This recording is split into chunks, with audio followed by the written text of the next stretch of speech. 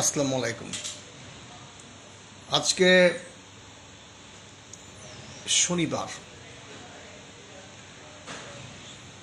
শনিবার কয় তারিখ? 8 তারিখ। 8 তারিখ, 8 মার্চ 2025। পলিটিক্স ক্লাবের মুখোমুখি অনুষ্ঠানে আমি রাজু আহমেদ খান, গ্রিন পার্টির চেয়ারম্যান এবং পলিটিক্স ক্লাবের প্রধান সমন্বয়ক, যথারীতি আবার চলে আসলাম আপনাদের সামনে। আজকের আলোচনা বিষয়বস্তু আমরা ঠিক করেছি স্বাস্থ্য খাতের করুণ অবস্থা, এবং আমাদের আজকের আলোচক কে আছেন আপনাদেরকে পরিচয় করে দেবো। তার আগে আমি বিষয়বস্তু একটু বলি। সম্প্রতি আজকে থেকে 3 দিনের একটি কলম বিরতি ডাক দিয়েছেন বিসিএস ক্যাডারভুক্ত স্বাস্থ্য খাতের বিসিএস ক্যাডারভুক্ত ডাক্তাররা, বিশেষজ্ঞ ডাক্তাররা। এবং এই 3 দিন ব্যাপী যে কলম বিরতি দিয়েছেন সেটা হলো আপনার 2 ঘন্টা করে, প্রতিদিন 2 ঘন্টা করে, সকাল 10টা থেকে। এবং এই কলম বিরতি মানে তারা সোজা সাপটা অর্থ হচ্ছে প্রেসক্রিপশন লিখবেন না। এবার কর্মবিরতি বলেন নাই, মানে একটু নিজেদেরকে হালকা করার জন্য বলেছেন কলম বিরতি, মানে এটি তো কর্মবিরতি, কিন্তু হয়তো কর্মবিরতি সমাজে একটি খারাপ দৃষ্টান্ত স্থাপন করবে বলে বিশেষজ্ঞ ডাক্তাররা তাদের পদোন্নতির দাবিতে আমি একটা জায়গায় একটু আগে একটা নিউজে বলেছিলাম যে পদোন্নতি অর্থাৎই হচ্ছে তাদের বেতন বৃদ্ধির দাবি। মানে পদোন্নতি হলে তো বেতন বাড়বে। পদোন্নতির দাবিতে তারা কলম বিরতি করছেন, কিন্তু সেটা কর্মবিরতি না বলে কলম বিরতি বলছেন। এই জন্য যে কর্মবিরতি শুনতে কেমন দেখায়, ডাক্তাররা রোগী দেখবেন না, যে তারা নতুন একটা পরিভাষা ব্যবহার করেছেন যে কলম বিরতি, মানে কলম ব্যবহার করবেন না। কিন্তু শুভঙ্করের ফাঁকি হচ্ছে যে কলম ব্যবহার করার অর্থই হচ্ছে তারা না করার অর্থ যারা প্রেসক্রিপশন লিখবেন না। এতে যে কোনো সময় কোনো মুমূর্ষু রোগী সঠিক চিকিৎসা পাবেন না। 2 ঘন্টা পরে গিয়ে দিন ছোটো রোজার দিন হয়তো সেই ডাক্তারের সিরিয়ালই পাবেন না, কিংবা সেই রোগী ডাক্তারের পরামর্শ ব্যতি রেখে প্রেসক্রিপশন না পাওয়ার কারণে যথাযথ ওষুধ না খাওয়ার কারণে তার মৃত্যুর কারণ হতে পারে। এরকম একটা বিষয় আমাদের চোখের সামনে আসলো। আমি বলেছিলাম যে এটা কেন মানবাধিকার সুস্পষ্ট লঙ্ঘন নয়। আমার সঙ্গে আজকে আলোচনা আছেন বাংলাদেশ মুসল্লি কমিটির চেয়ারম্যান জনাব আমির আলী হাওলাদার। আমির আলী হাওলাদার ভাই, আপনি কেমন আছেন? আসসালামু আলাইকুম। আলহামদুলিল্লাহ, খুব ভালো আছি। আপনি শিরোনাম দেখতেই পাচ্ছেন যে স্বাস্থ্য খাতে মানে করুণ অবস্থা। এই আপনার কথা শুনছেন গ্রিন পার্টির মহাসচিব জনাব বিবেক বিডি অর্থাৎ MM মাসুদ। স্বাস্থ্য খাতের করুণ অবস্থা, এমনিতেই আরও অনেক অভিযোগ কিন্তু আছে না, যে ডাক্তাররা অনেক সময় প্রেসক্রিপশন লেখেন কোনো সুনির্দিষ্ট জায়গার বা কোম্পানির ওষুধ লেখেন, কিছু গিফট পান, এবং তারা কিছু জায়গায়, নির্দিষ্ট জায়গায় অনেক সময় ডায়াগনোস্টিক্স টেস্টের জন্য পাঠান, সেখান থেকে কমিশন পান। এই অভিযোগ তো আছেই। তাছাড়া নতুন করে আবার আসলো পদোন্নতির দাবিতে কলম বিরতি। আপনি কি বলবেন? আসলে ব্যাপার হলো কি, এই যে স্বাস্থ্য খাতে কে দেখতেছে, কে চালাচ্ছে বিগত 15 বছরে যে বেহাল অবস্থা। কারণ আপনি একটা জিনিস লক্ষ্য করে দেখেন, এই স্বাস্থ্য হলো মানুষের মূল একটা সম্পদ। আজকে এই সম্পদটাকে আজকে দীর্ঘ 15 বছরে তিলে তিলে ধ্বংস করে দিয়েছেন আমাদের নেত্রী এবং দাদাবাবুরা। কারণ হলো এই ভারতের পথা ওষুধটা নেয়া, ভারতের প্রেসক্রিপশনে বিভিন্ন লোকদেরকে দায়িত্ব দেওয়া। আজকে স্বাস্থ্য খাতে হাসপাতালকে দিয়ে আরম্ভ করে আপনি ICU বলেন, আপনি যাই কিছু বলেন, হাসপাতালগুলি সব বাংলাদেশে যত হাসপাতাল আছে সমস্ত হাসপাতালই একটা সাধারণ 18 কোটি জনগণ শেখ হাসিনার কাছে একটা জিম্মি ছিল, জিম্মি। আচ্ছা আচ্ছা। এবং লক্ষ লক্ষ লোক এখানে মারা যাচ্ছে, আপনি কল্পনা করতে পারবেন না। ICUতে লোক ICU যাওয়ার পরে ফেরত আসে না। কারণ হলো কি, আপনি একটা জিনিস লক্ষ্য করেন, সারা পৃথিবীতে চিকিৎসা করে, পাশাপাশি রাষ্ট্র চিকিৎসা করে, সেখানে 10 লক্ষ লোক কেলকাটা যেত বাংলাদেশ থেকে। আচ্ছা, তাহলে আপনি কি চিকিৎসা করছেন এতদিন? কারণ হলো এইখানে যারা বসা আছেন, আমার মনে হইতেছে এখনো সেই শেখ হাসিনার দোসরগুলি এখনো চেয়ারগুলি দখল করে রাখছেন, বসে আছেন। যেই কারণে একের পরে এক নাটক করতেছেন, একের পরে একটা সিন ক্রেডিট করতেছেন স্বাস্থ্যক্ষেত্রকে নিয়ে। তাই আমি আশা করব এই স্বাস্থ্যক্ষেত্রে যদি স্বাস্থ্যকে মানুষকে যদি না বাঁচান, লক্ষ লক্ষ লোক এমনি তো মারা যাচ্ছে। কি খাইতেছে, তাদের কি খাওয়াইতেছেন, তাদের দেখশন কে করতেছে, তাদের কি দিতেছেন? আজকে যেখানে স্বাস্থ্যের ভিতরে সমস্ত স্বাস্থ্যকে বিভিন্ন কেমিক্যাল খাওয়ায় সমস্ত জাতিকে আজকে শেষ করে ফেলেছেন। আজকে লক্ষ লক্ষ লোক আজকে দেখা যায় যে হাসপাতালে বিভিন্ন দিকে দেখেছেন ঠিক মতন। আজকে দেখা গেছে ডাক্তাররা একজনের আন্ডারে 200-500 মানে 200-300 করে রুগী। সেই রুগীদের আপনি হাসপাতালে গেলে দেখবেন, পঙ্গুতে গেলে দেখবেন। তারপরে সরকারি হাসপাতালে সার্ভিস মানে সেবার মান অত্যন্ত নিম্ন, মানে সেটার সঙ্গে যুক্ত করবেন। আজকে শোনেন, কারণ হলো যে বাংলাদেশে যেই হাসপাতালগুলি সরকারি হাসপাতাল আছে, আসলে এই সরকারি হাসপাতালটি জিম্মি হলো বড় বড় রাগ্গা বোয়াল যে সমস্ত বড় বড় ওষুধ কোম্পানি আছে তাদের কাছে তারা জিম্মি। আজকে দেখেন প্রাইভেটের কাছে তারা জিম্মি, তারা কোনো মতেই সার্ভিস পাচ্ছে না। কেন সার্ভিস পাচ্ছে না? সার্ভিস দিচ্ছে না। কী জন্য দিচ্ছে না? আজকে মনে করেন যে আপনার যেমন বঙ্গবন্ধু এখন হাসপাতাল আছে করছে নতুন, বা পিজি হাসপাতাল আছে। আমাদের বিদেশ থেকে বড় বড় ডাক্তাররা কিন্তু আজকে বসে বসে তামসা দেখতেছে, কিন্তু তাদেরকে খোঁজ করে যে আপনি একটা আন্তর্জাতিক মানের যে একটা হাসপাতাল যে আপনি করবেন, আপনি সেই উদ্যোগ তো স্বাস্থ্য মন্ত্রণালয় যারা স্বাস্থ্য ব্যবহার করতে, আমি স্বাস্থ্য নিয়ে আছি, স্বাস্থ্য মন্ত্রণালয়ের দায়িত্বে আছি। আপনার কাম কি? স্বাস্থ্য মন্ত্রণালয় কোনোদিন কোনো একটা হাসপাতালে গেছে, কোনো একটা পরিদর্শনে গেছে?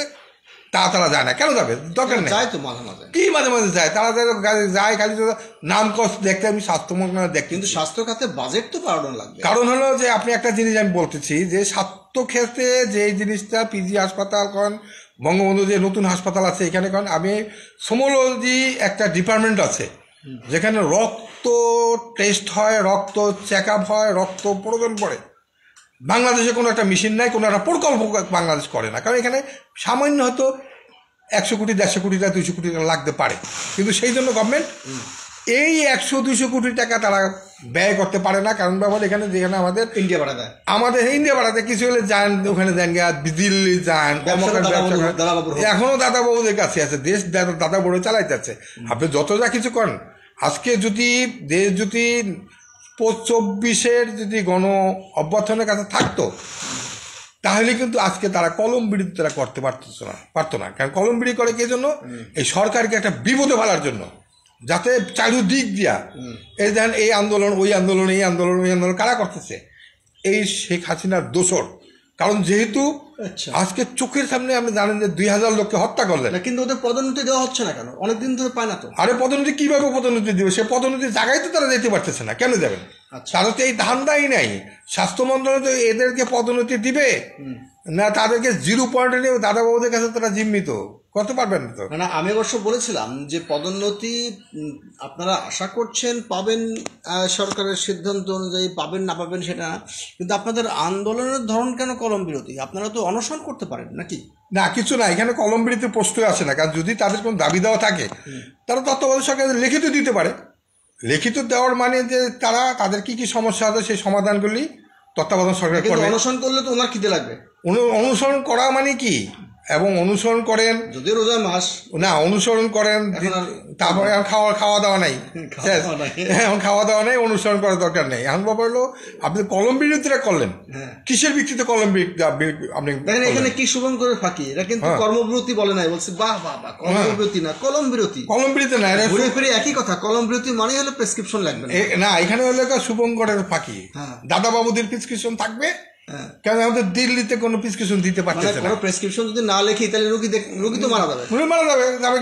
তাদের কি আছে? কলম বিরতি করার কে? কলম বিরতি করা এই জন্য যে যাতে কলম বিরতি করার কে? আপনি কলম বিরতি করবেনই তো এই জন্য যাতে মানুষ মরে। না, এটা রাইট কি আপনার আছে নাকি? এটা তো মানবাধিকার লঙ্ঘন। রোগী মারার রাইট আছে, মানবাধিকার লঙ্ঘন হচ্ছে এটা। মানবাধিকার লঙ্ঘন হলে সরকার কেন এটা একটা নীতিমালা ঘোষণা করছেন না? যে আগে প্রথম কেন সরকার আপনাকে এদের এখানে ফান্ড কেন এখনো পিজি হাসপাতাল বা বঙ্গবন্ধু হাসপাতাল নতুন শাখা খোলে? কারণ আন্তর্জাতিক মানের চিকিৎসা কেন করতেছে না? সরকার কেন নীতিমালা করছেন না যে কলম বিরতি করা, রোগী না দেখা একটা মানবাধিকার লঙ্ঘন, অথবা তাদের শাস্তি কি হতে পারে? আপনার মনে করেন তাদের শাস্তি সেই 24 সালের যারা নাকি আপনি হত্যা করছে, সেই হত্যাকারীদের সাথে তাদের পড়ে যাবে তারা। এটা তো মানুষ খুন করার মতো।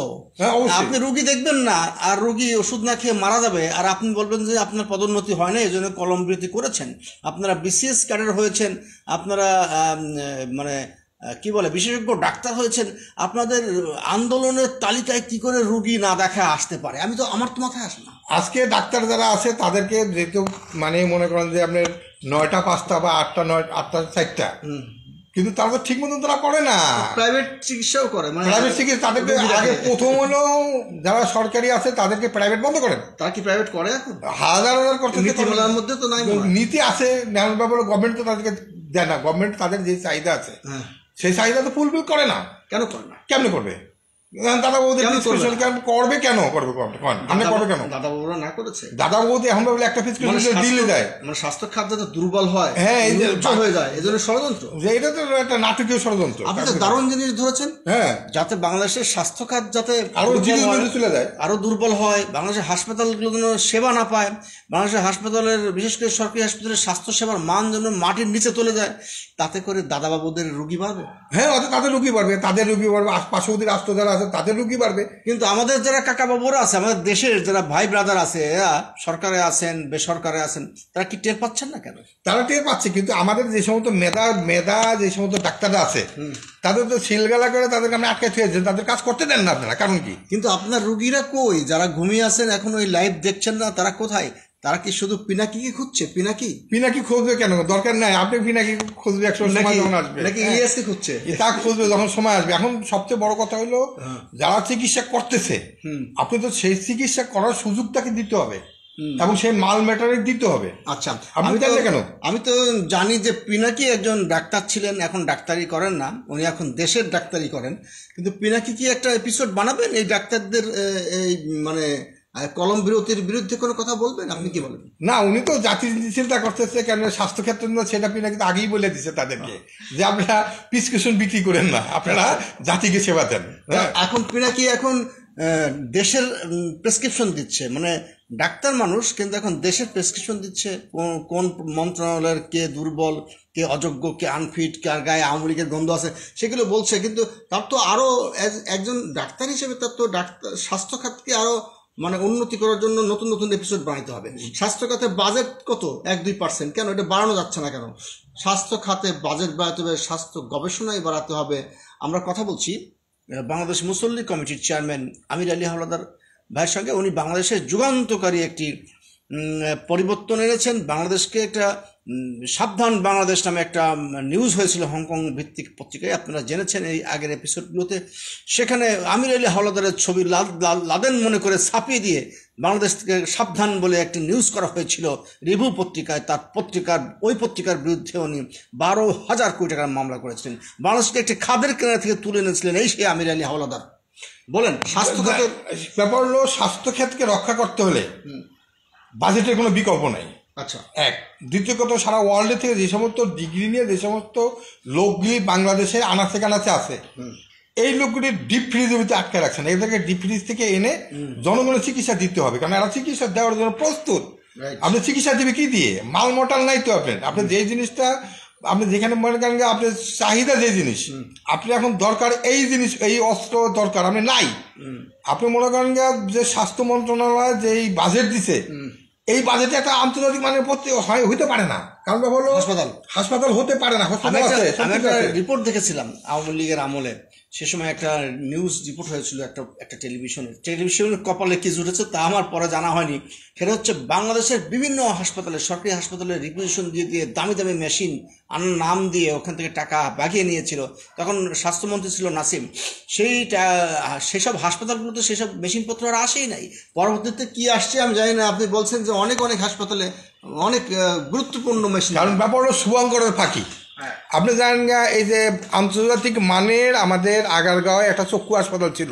আচ্ছা, সেখানে এত যন্ত্রপাতি ছিল, প্রত্যেকে গেলে প্রত্যেকে চক্ষু দিয়ে প্রত্যেকে চিকিৎসা করতো। আচ্ছা আচ্ছা, কিন্তু এখন গেলে দেখবেন যে ওই একজনই সব চিকিৎসা করে এক জায়গাতে সব বিদায়, কিন্তু ওনার চক্ষু দেখা লাগে না। যন্ত্রপাতি কি বিক্রি করে দিয়েছে? ওই শেয়ার দলের কাউয়ে খেয়ে ফেলছে, ওই কাকে খেয়েছে?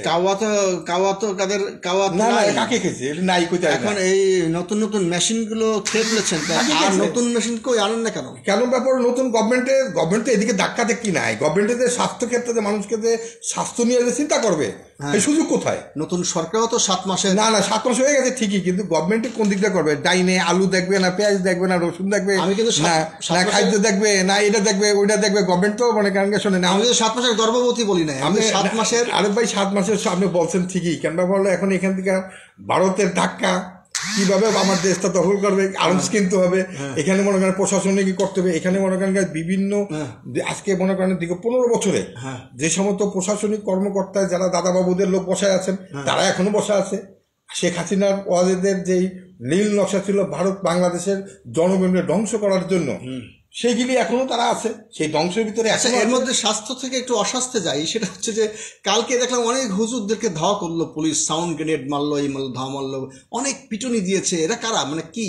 ওখানে ওটার ভিতরে আপনি খোঁজ করে দেখেন যে 50% লোক আছে এখন আওয়ামী লীগের হইয়া এখন তাদের ভিতরে কাম করতেছে কিনা সন্দেহ আছে, কিন্তু ওই তদন্ত করা হোক। কিন্তু ওই সংগঠন তো নিষিদ্ধ করেছে আওয়ামী লীগ আমলে। আওয়ামী লীগ করছে, আওয়ামী লীগ তাদের সাথে দোষর হয়ে গেছে। না না, আওয়ামী লীগ আমলে যেই সংগঠনকে, এটা কি হিজবুত তাহরির নাকি বলা হচ্ছে?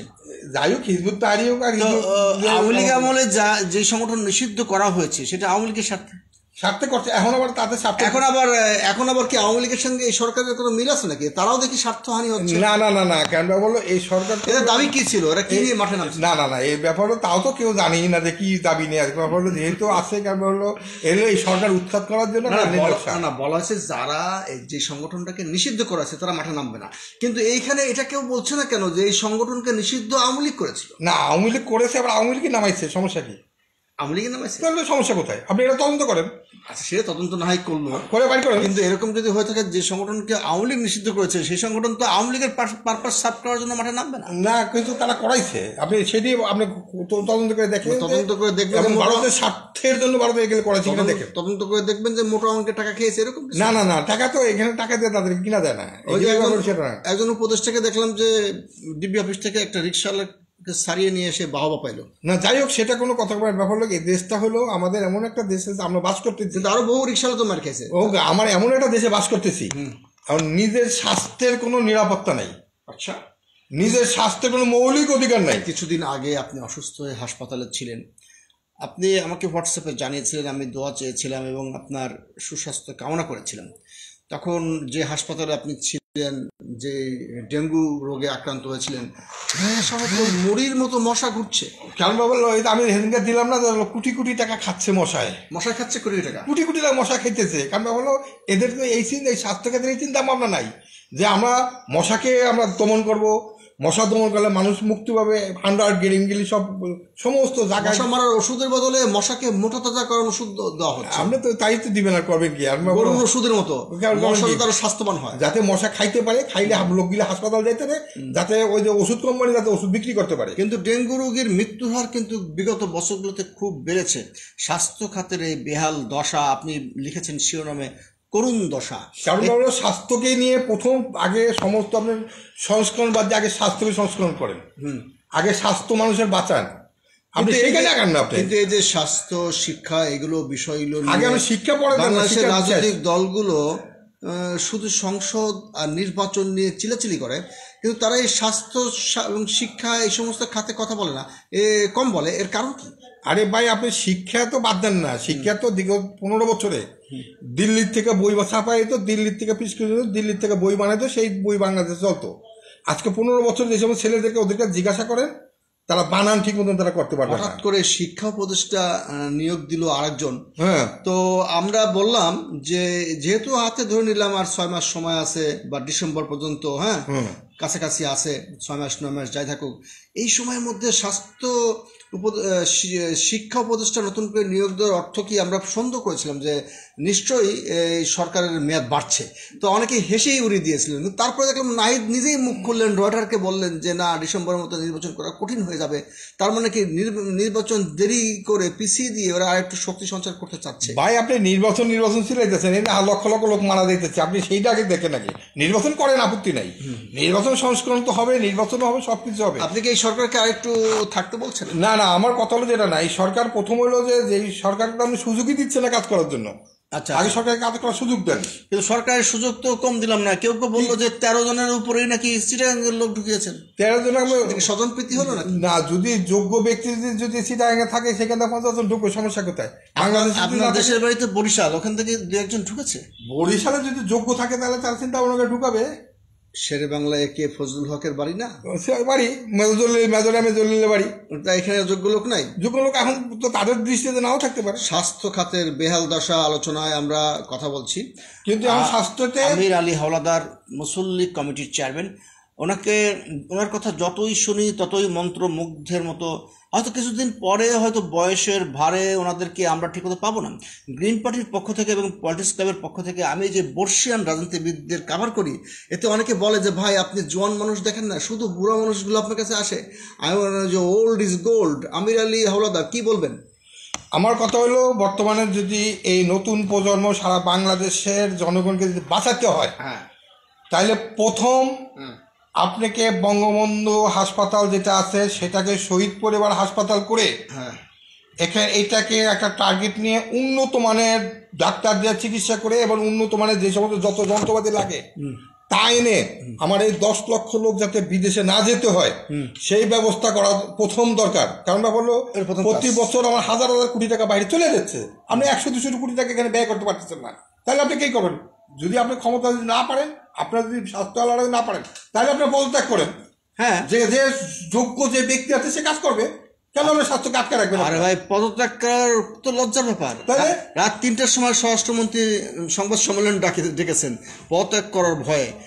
তারপরে উনি অনেক ভালো ভালো কাজ করেন। ভাই আমার কথা শুনেন, স্বরাষ্ট্রমন্ত্রীর কথা বাদ দেন, উনি করবে কি? ওনাকে আমাদের এই যে স্বরাষ্ট্রমন্ত্রী জাহাঙ্গীর আলম খান যখন ছিল, আমরা তো দেখছি যখন পিলখানা হত্যা যখন ওনাকে যখন দায়িত্ব দিয়েছে তখন করতে উনি কাজ করতে পারে নাই। এখন আপনি ওনার স্বরাষ্ট্রমন্ত্রী বানাইছেন, বেশ ভালো কথা বানাইছেন, কিন্তু ওনাকে কাজ করাতে সুযোগ দিচ্ছেন না। আচ্ছা আচ্ছা, কারণ হলো ওনাকে তো ওনাদের ডাইনে পাবে সামনে উপরে যে কাজ করার যে মেইন পাওয়ার লাগবে, ওনার সাথে সেই মেইন পাওয়ার নাই। স্বাস্থ্যের সঙ্গে সম্পর্কিত আছে যেটা হলো সিগারেট খাওয়া যাবে না, তারপরে আইন আছে যত্র যেখানে সেখানে প্রকাশ্য স্থানে সিগারেট খাওয়া যাবে না। আমাদের লালমাটিয়া সম্ভবত মোহাম্মদপুরের ওদিকে না লালমাটির ওদিকে মহিলাদের নারীদের সিগারেট খাওয়া নিয়ে বিতর্ক হয়েছিল, তাদের উপরে আক্রমণ হয়েছিল। আমরা তখন লাইভে এসে বলেছিলাম যে সিগারেট তো নারী পুরুষ সবার জন্য নিষেধ, শুধু নারীকে কেন আপনারা আইসোলেট করছেন, নারীকে কেন টার্গেট করছেন? তো বলে যে নারীরা হলো আমাদের মডেল আইডল, নারীরা যদি সিগারেট খায় সমাজ ধ্বংস হয়ে যাবে। আমাদের ওই স্বরাষ্ট্র উপদেষ্টাও কিন্তু বলেছিলেন সংবাদ মাধ্যমে যে ওরা এরকম সিগারেট খাচ্ছিল, ওরা বলছিল, তারপরে তার গরম পানির কাপের পানি সিটি দিয়েছিল, নানান বিতর্ক। এরপরে দেখলাম যে স্বরাষ্ট্র উপদেষ্টার কুশপুত্তলিকা দাহ করে ওইসব নারীরা আবার ওই সেখান থেকে আগুন নিয়ে সিগারেট ধরিয়েছে। তারপরে আবার দেখেছি পাল্টা প্রতিরোধ আন্দোলন হয়েছে, অনেক বাসা বাড়ির মহিলারা নেমে এসেছে সিগারেট খাওয়ার বিরুদ্ধে, নারীদের উচ্ছৃঙ্খলতার বিরুদ্ধে আন্দোলন করেছে। কিন্তু এটাতে শুধু স্বাস্থ্য খাত থেকে চলে গেছে একদম ভিন্ন খাতে।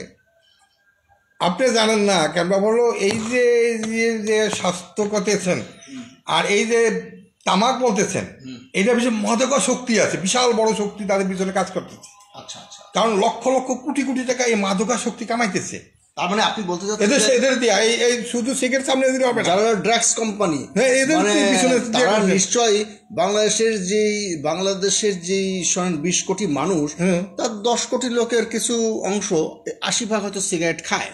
তারা চিন্তা করলো এখানে মার্কেট সম্প্রসারিত করতে হলে এই নারীদেরকেও সিগারেট ধরাই দিতে হবে, এরকম কোনো ষড়যন্ত্র নিশ্চয় না। এটা ষড়যন্ত্র হলো কি, প্রথম ষড়যন্ত্র হলো যে এই সমাজটাকে নারী পুরুষ শিশু এবং বৌদ্ধ আবার যারা আছে সবাইকে আপনাকে নেশাগ্রস্ত করেন। আচ্ছা আচ্ছা, এটা হলো ইন্টারন্যাশনাল ভাবে শেখ হাসিনার প্ল্যান। এটা হলো যদি নেশাগ্রস্ত তাদের করতে পারেন তাহলে তারা নেশার ভিতরে থাকবে এবং এই সুযোগে যাদের কি তাদের কাজ তারা হাসিল করে চলে যাবে তাদের না। কিন্তু এখানে যারা পুরুষরা সিগারেট খায় বাংলাদেশে বেশিরভাগই, সেখানে যদি আরো সেই হারে সমহারে নারীরাও সিগারেট খায় তাহলে লাভ হবে কার?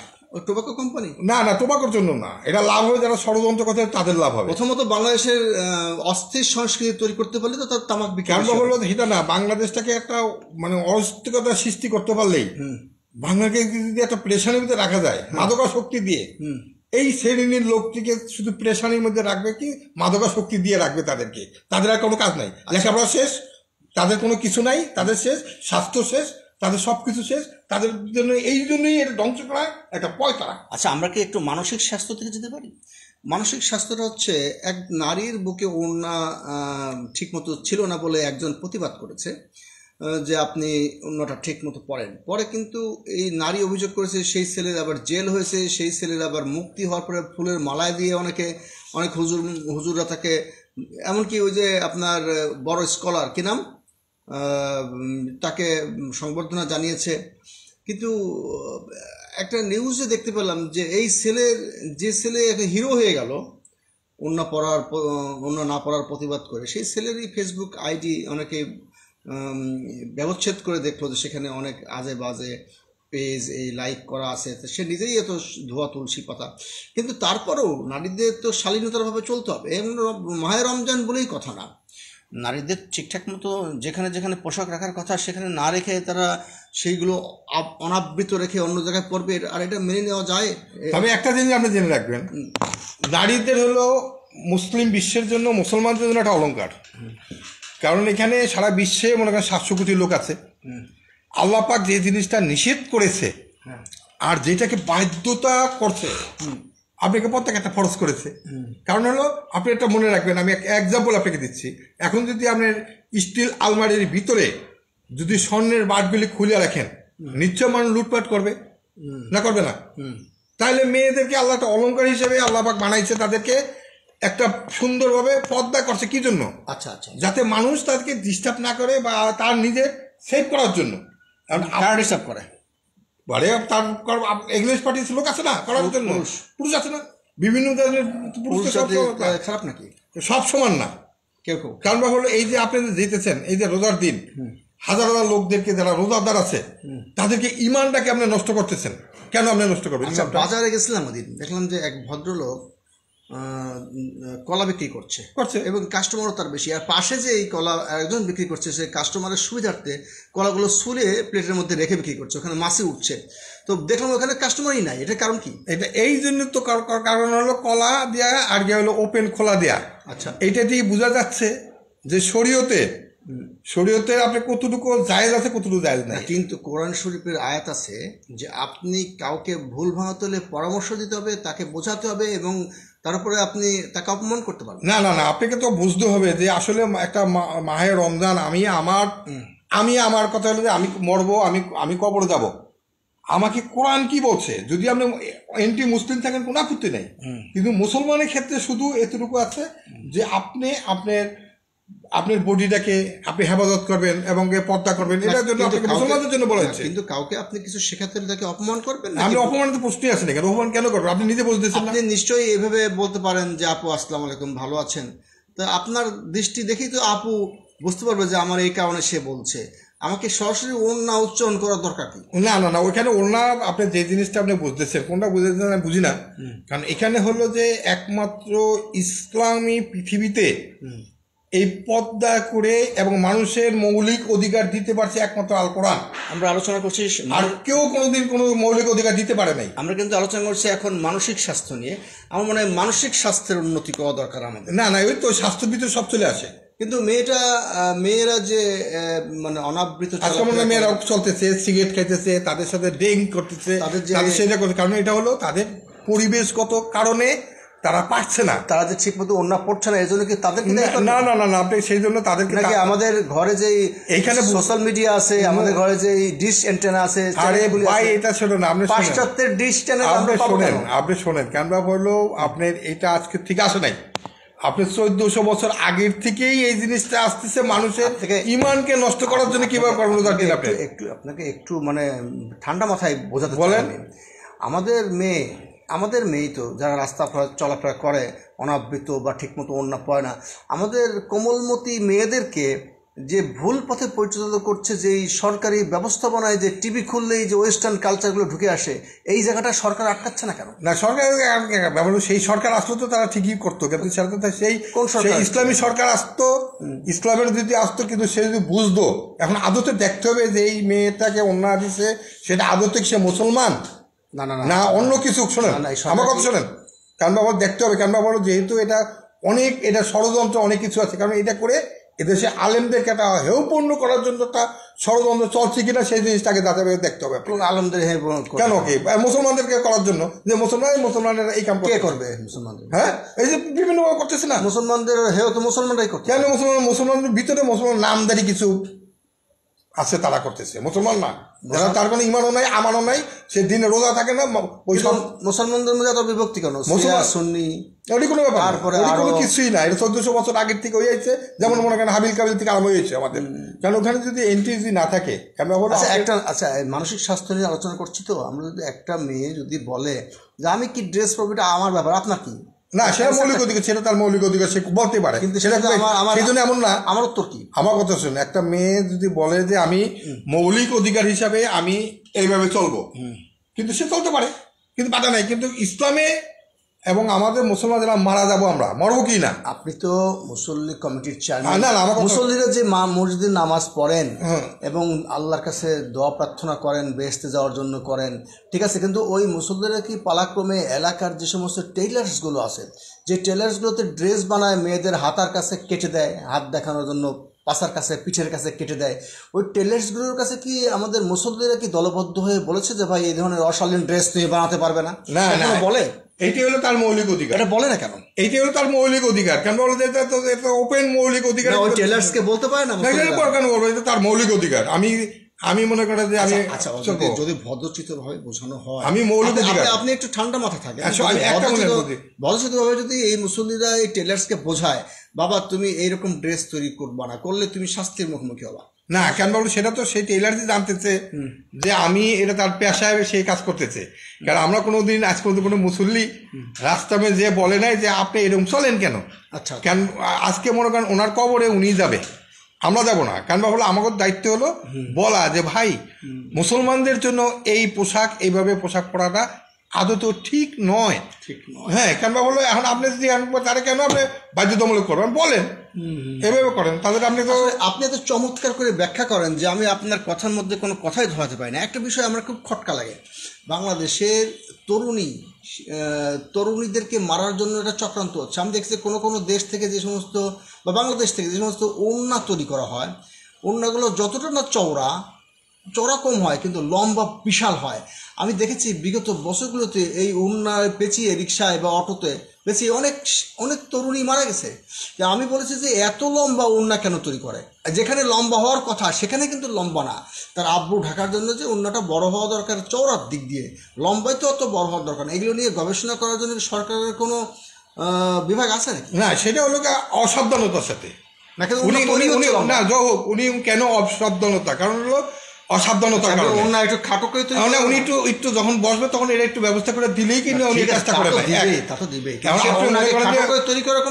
এবং ওনার কর্মে আছে এটা, উনি এটা পেঁচাইবে, উনি কেমনে বসবে যে এটা কেউ সাবধানতা। আমি বলবো যে সামনে যে সমস্ত এই সমস্ত যারা মহিলারা যারা বোরকা পরেন, আপনারা সাবধানতার সাথে রিক্সা যখন উঠবেন, ইঞ্জিনে যখন উঠবেন, একটু দেখেও নিয়ে চলো। তখন এইটা আপনার কথা আমি নিলাম, বোরকা পরলে তার লাগে না, যারা ওড়না পরে, বোরকা পরে না ওড়না পরে, ওইভাবে আপনার কথা নিলাম যে সাবধানে চড়বেন। কিন্তু আমার মেয়েও তো ওড়না পরে, কিন্তু আমি দেখলাম যে বেশিরভাগ মার্কেট থেকে যে ওড়না কেনা হয় সেগুলো লম্বা অনেক বড় হয়, আস্তে আস্তে অনেক লম্বা, সেটা চাকার মধ্যে চলে যায়। ওইটাকে খাটো করা যায় কিনা? খাটো সেটা তার মা আছে, তার ফ্যামিলিগত আছে, বিক্রি করে, সেখানে সরকার না, তাদের কোনো দরকার নেই। তার যেরকম সাইজের আছে মনে করেন সে 6 ফিট 7 ফিট বানায় রাখে, ওটা কোনো ব্যাপার না। সরকার দেখবে না এটা? সরকার কি দেখবে? সরকার দেখে কি মরণাস্ত্র তৈরি করছে না, এটা সরকারের এখানে সাথে কোনো কিছু না। আপনি লাগবে 3 ফিট, আপনি এখন আছে 9 ফুট, আপনি করবেন কি? করবেন কি? কারণ আপনি কেটে নেবেন, এখন দরকার না, আপনার দরকার 9 ফুট মনে করেন, আসেন 7 ফুট, আপনি 2 ফিট কই পাবেন? ঠিক আছে, আমি সচেতন হলে না, আমি কিনলাম না ভাই, এত লম্বাটা কিনবো না। তখন ওরা বুঝবে, কাস্টমারের রিদম বুঝতে পারবে, তখন ওরা খাটো করবে। কিন্তু নর্মালি লম্বা করার মধ্যে মানে যুক্তিটা কি? না, যুক্তি কেন? তা তো আমি দেখেই দিতেছি আপনাকে যে আমি আপনাকে 5 ফুট 6 ফুট দিছি, আপনি তো 6 ফুট কুড়িয়ে নিচ্ছেন, কেন আপনি 6 ফুট নিলেন? এগুলো সব মানসিক স্বাস্থ্যের ব্যাপার। আমি একটি মশারি কিনতে গিয়ে দেখলাম যে মশারির ছিদ্রগুলো অনেক বড় বড়। আমি মশারিওয়ালাকে জিজ্ঞেস করলাম যে এই ছিদ্রগুলো অনেক বড় বড় কেন? এর মধ্যে তো মশা ঢুকে যায়। তো উনি বললেন, দেখেন আমি অনেক শিক্ষিত মানুষ, জীবনে পর খেয়ে এখন মশারি বিক্রি করছি। বলে যে এমন কোনো ফ্যাক্টরি আছে তারা এই বড় বড় ছিদ্র তাদের মশারি তৈরি করেন এই কারণেই যে এতে খরচ কম, সুতা কম লাগে, আর মানুষের এই ছিদ্র দিয়ে মশা ঢুকিয়ে কামড় দিলে তাদের কিছু যায় আসে না। তারা যত বেশি বড় ছিদ্র করবে তত বেশি মানুষ মশার কামড় খাবে আর তত বেশি মশারি কিনবে। কিন্তু মশারির না এটা তার বক্তব্য, আমি শেষ করি। তার বক্তব্য যে এটা সেই ফ্যাক্টরি দেখার বিষয় না, ফ্যাক্টরির ছিদ্র বড় রকম মশা ঢুকুক, মানুষের কামড় খায়। কিন্তু আমার বক্তব্য হচ্ছে সরকারের অধিদপ্তর আছে, সরকারের নির্দিষ্ট বিভাগ আছে, তারা কেন এখানে মনিটর করে না? তবে এত বড় বড় ছিদ্র দিয়ে তুমি মশারি তৈরি করছো কেন? তোমার জরিমানা হয়ে গেল এত টাকা। কারণ হলো আমি বলতেছি যে এই বড় বড় ছিদ্র যদি না করে আর মশারি যদি কামড় না দেয় তাহলে হাসপাতালে কিভাবে যাবে, কিভাবে সে মারা যাবে? এটা আন্তর্জাতিক চক্রান্ত। এটা চক্রান্তের একটা অংশ। কেন বললো আপনি বোঝেন না কেন? যে আপনি এত বড় বড় থাকবে, মশাই কামড় দিবে, ওখানে মারা যাবে, আইসিইউতে যাবে, মারা যাবে, ওষুধ আলার পাবে, ড্রাগ আলার পাবে, অমুক পাবে, তমুক পাবে, টাকা পাবে। তার মানে এখানে ষড়যন্ত্র ভিন্ন। তাহলে আপনাদের দেখতে হবে যে কি সব আগে বুঝতে হবে, এটা বিচার তদন্ত করতে হবে যে আসলে এখানে কি, কেন, কি কারণে এটা করা হয়েছে, এত বড় কেন করা হয়েছে, মানুষ মারার জন্য কেন করা হয়েছে। আমি খুবই অভিভূত আপনার উত্তরে যে আপনি বলছেন এটা একটা আন্তর্জাতিক চক্রান্ত। শুধু ওই যে সুতা কম লাগবে বলে ফ্যাক্টরি বানাচ্ছে তা না, এখানে একটা যোগসূত্র রয়ে গেছে। বড় বড় ছিদ্র করো, মশা ঢোকাই দাও, মানুষ মারো, এবং বাংলাদেশের মানুষ যাতে ছুটে যায় ইন্ডিয়ায় চিকিৎসা করতে। নাকি? কারণ ইন্ডিয়া চিকিৎসা করতে যায় কি জন্য? কারণ ওখানে গেলে সুন্দর যন্ত্রপাতি আছে, চিকিৎসার মান আছে। আমার দেশে সেই যন্ত্র নাই, আমার দেশে তো সেই নাই। কারণ একটা প্রেসক্রিপশন বলে হাজার হাজার কোটি টাকা খরচা করতেছে। যেমন ধরেন ক্যালকাটাতে হোটেল বুকিং, রিক্সা, আধার থেকে পর্যটন থেকে আরম্ভ করে সমস্ত জায়গায় একটা ব্যক্তি যা লক্ষ লক্ষ টাকা খরচ করে, কিন্তু ইন্ডিয়ার ওই পিছনে যা খরচাটা হয়ে যায়। কিন্তু আমার দেশে যদি একটু এই সমস্ত যন্ত্রপাতিগুলি যদি সব ঠিক করে আর আন্তর্জাতিক মানের যে লোকগুলি আছে এই লোকগুলি যদি এখানে বসা দেয়, বেশি লাগবে না, 6 মাসের ভিতরে আন্তর্জাতিক চিকিৎসা বাংলাদেশে হবে। কিন্তু তারা করে না। কেন করে না? তারা কি কারণে করে না, কেন করে না, সে জবাব তারাই দিবে, আমরা দিতে পারবো না। জিজ্ঞাসা তাদের কাছে কেন তারা করতেছে না। তারা আজকে আলোচনা আমরা শেষ করব। আমি রাজু আহমেদ খান, গ্রিন পার্টির চেয়ারম্যান, পলিটিক্স ক্লাবের প্রধান সমন্বয়ক। আমাদের এই পলিটিক্স ক্লাবের মুখোমুখি অনুষ্ঠানটা আপনারা শুনবেন। জনপ্রিয়তা অর্জনের জন্য কাজ করছি না, জনগুরুত্বপূর্ণ বিষয়ে কাজ করছি, যাতে মানুষের জন্য, মানুষের জীবনযাত্রায়, জীবন প্রণালীতে একটা কোনো প্রতিফলন আমরা ঘটাতে পারি। এবং প্রায়ই আমাদের এই আলোচনার হট সিটে এসে আমির আলী হাওলাদার সাহেব উনি বসেন।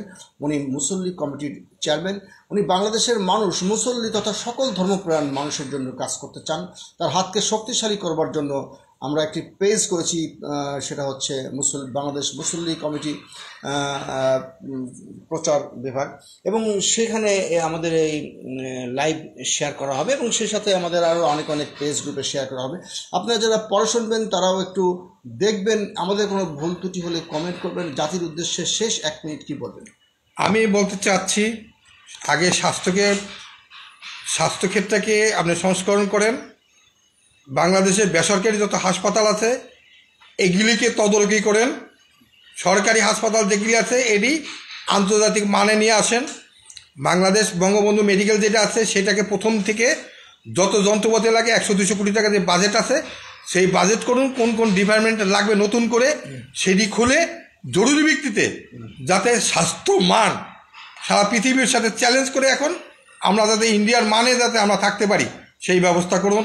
এবং আসুন আমরা সারা বাংলাদেশ স্বাস্থ্যকে রক্ষা করি এবং স্বাস্থ্যর দিকে চিন্তা ভাবনা করি এবং প্রত্যেকের যার যার স্বাস্থ্যকে আমরা নিয়ে একটু ভাবি। আসুন এই বলে আজকে আমার সংক্ষিপ্ত শেষ করছি। আসসালামু আলাইকুম রাহমাতুল্লাহি ওয়া বারাকাতুহু।